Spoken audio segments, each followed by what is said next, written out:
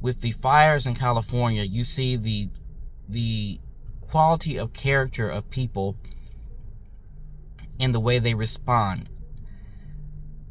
And since I mostly talk about politics, you see the quality and character of the political parties and the voters and influencers that support those political parties.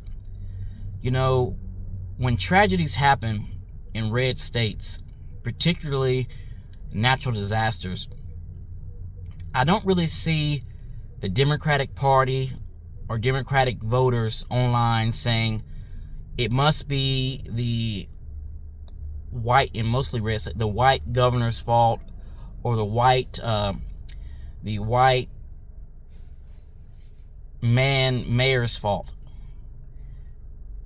But in Democratic, when natural disasters happen in Democratic cities or any kind of disaster, it's always because of it's the Democrats' fault. It's the brown people. There's a black police chief, or there's a black mayor, or there's a brown mayor, or there's a woman. And I just think that's really disgusting. But what you see is how the MAGA movement and Trump and his acolytes, because I group them all together, they pull at these subtle racial strings and racial anxiety to stoke hatred and distrust of government and other institutions, because those are the institutions that can hold them in check. So if those institutions no longer have credibility because you have convinced people they don't have credibility, then you can do whatever you want, whenever you want, and however you want. And you see that reflected in the incoming government now. I was just disgusted by, instead of believing in science and data and statistics, the scientists have been warning for decades that this will be the impact of global warming / climate change. You will have increasing droughts in places. You'll have increasing floods, and once in a century floods happening more often. You will have stronger hurricanes. You have bigger fires, bigger snowstorms, rainstorms, and the like. But instead of taking that seriously and rallying around people who are in distress, lives have been destroyed by these floods or fires or whatever it have be, we go to, a once in a 100-year hurricane drops trillions of gallons of water on North Carolina. It's not because of global warming. It's not because we neglect global warming or climate change to take it seriously. It's because the deep state government must be cloud seeding, and that must have caused all this water to fall. Or the devastating fires in California. These fires only happen because there's too many women in charge of the fire department in LA. Or there's a black mayor. They don't say that directly, but that's what they insinuate. There's a black mayor in LA, and she has short hair, so she must be nefarious, and she must not know what she's doing. It must be DEI. It's disgusting, and the Democratic Party needs to call it out. Because if you let it fester, it becomes reality. You have to fight back.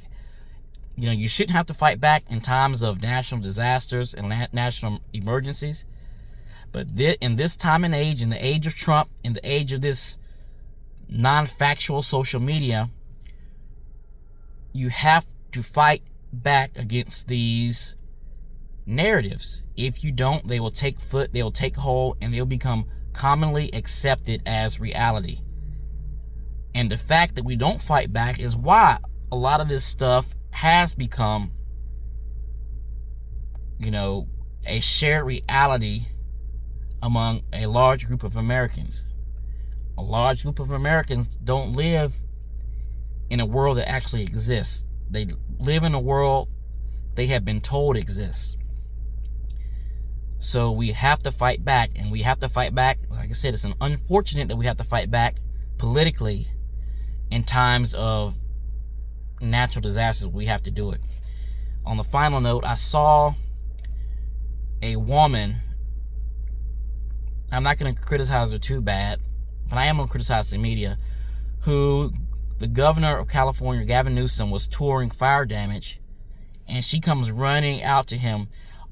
This was my school, Governor. What are you going to do for me? This was my school. He says, well, I'm going to be on the phone. I'm going to talk to the president to try to get everything you need. Well, I need to be on that phone call with the president. I need to hear what you're going to say. And I think that is not, the media shouldn't highlight those things.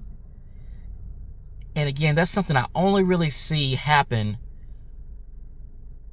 not only exclusively, but I would say the vast majority, I only see that happen when those are tragedies like this in Democratic states, where the media will go find some, particularly the right-wing media will go try to find someone to say, well, why aren't you doing this? Why aren't you doing your job? I never really see it.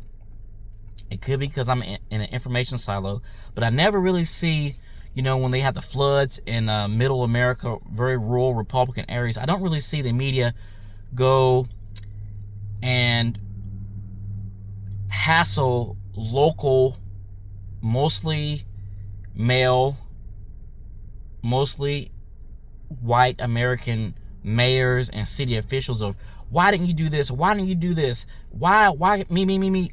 I hardly ever see that. So that's another thing that the media really should stop elevating this, because it plays right into into the hand of the people who don't really value the free press. They value free speech when it benefits them, and they value being able to spread lies and not be checked on it. So we have to stay vigilant, and we have to fight on all cylinders. You have to fight this misinformation.